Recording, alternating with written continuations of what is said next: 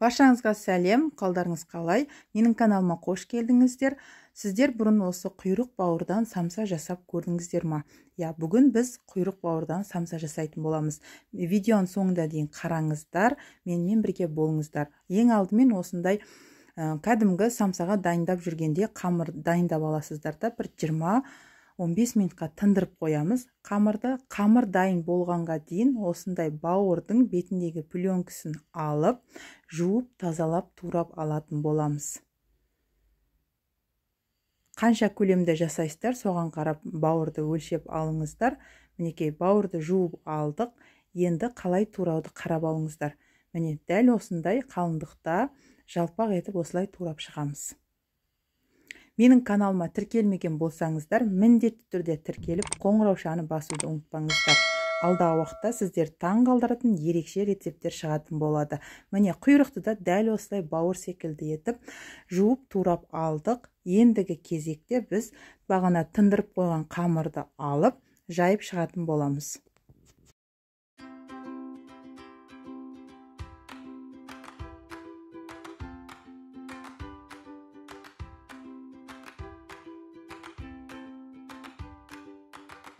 Қамыр жайып дайын болғанға дейін газға кәдімгі сары май немесе маргаринді газға қойып қойыңыздар да, осындай ертіп алыңыздар. Міне, қамыр дайын болғанға дейін сары майды еріп шықты.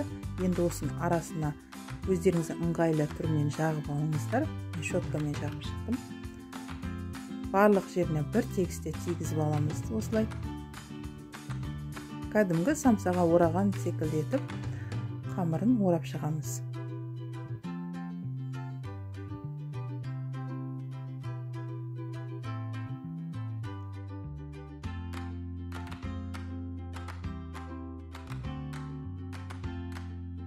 Міне, осылай орап дайын болған қамырды пакетке салып, жарты сағатқа морозильникке қалдырамыз. Міндетті түрде морозильникке салып қойыңыздар.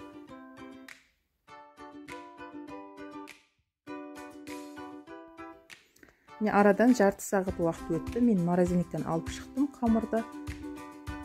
Осылай кесуге ыңғайлы болып, өз формасын ұстап тұрады. Жарты сағатқа қойып алған соң барлығын көз мөлшерде мен кесіп шықтым. Қаласаңыздар біртіндеп өлшеп кесулеріңізге болады.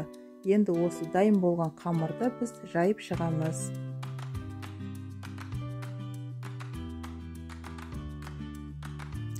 Қамырға құйрық маймен бауыр салынатын болғандықтан, қамырды қатты жұқа етіп жаймаңыздар. Орташа қалыңдықта жайып, ең алдымен астына құйрық майды, сосын үстіне бауырды салып шығамыз. Егер де сіздер құйрық майды жақсы көретін болсаңыздар, екі жағына да осылай салсаңыздар болады. Астына да, үстіне де. Мен тек қана біреуіне салып көрсеттім, қалғандарына бір-бір үштіктен салып шықтым. Міне, осындай самсаның үлкендеу немесе кішілеу жасауларыңызға байланысты бауыр мен құйрық майды үлкендігін солай турап аласыздар. Бұл шілей үлкен самса емес, орташа болып шығады. Видеода көрсеткенде етіп дәл осылай түйіп шығыңыздар.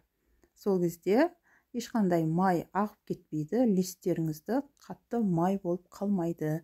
Неке осылай қатты басып, ашық жерін қалдырмай жақсылап жауып шығыңыздар.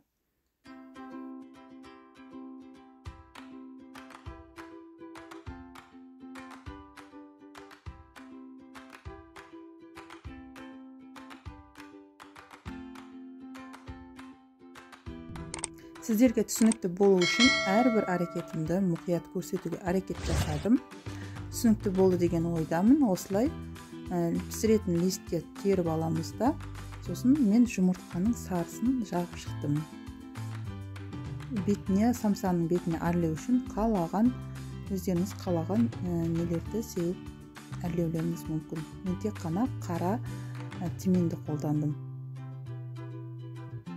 Дайын болған самсаны 200 градуста қызарып пісіп шыққанға дейін пісіріп аламыз. Сіздердің духовкаларыңыз қанша уақытта пісіп шығады, соны байқап қараңыздар. Міне, біздің самсаларымыз дайын. Қараңыздар, қандай керемет сұлу болып шықты. Егер дәл осындай қатпарлар білініп тұратын осындай керемет самсаның қамырын білгілеріңіз келсе, менің каналымнан алыстамаңыздар. Менің каналыма тіркеліп, қоңыраушаны басып қойыңыздар. Алдағы уақытта сіздерге міндетті түрде осындай самса қамырын түсіріп көрсетемін. Мінекей қараңыздар, құйрық бауыр осылай болып әдем болып пісіп шықты. Қатпарларын айтсаңыздаршы, самсаның қандай керемет болып шығады. Тағы да біреуін кесіп көрсетейін.